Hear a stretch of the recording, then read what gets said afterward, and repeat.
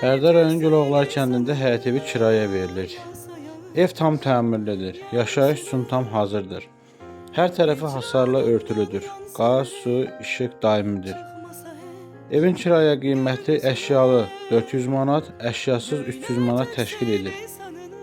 Əlavə olaraq nəzərinizə çatdırırıq ki, ipoteka ilə evlərin əldə edilməsi, həmçinin evlərin, torpaqların, ofislərin, obyektlərin alqısı, satqısı və kirayəsi ilə bağlı Gülərüz kollektivi peşəkar komandası və dayanıqlı operativ təminatlı Bərdə Brend əmlaka müraciət edə bilərsiniz.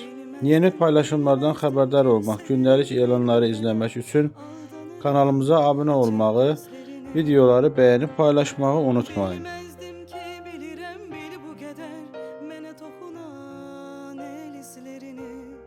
Bilmezdim ki sevirem bil bu kadar aldadıram özümü.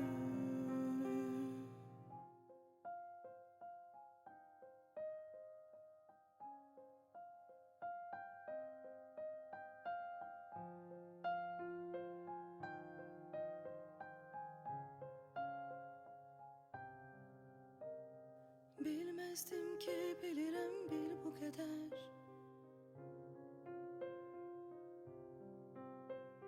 Bilmezdim ki sevirem bil bu kadar. Bilmezdim ki bilirem bil bu kadar. Mənə toxunan el izlerini. Bilmezdim ki sevirem bil bu kadar aldadıram özümü.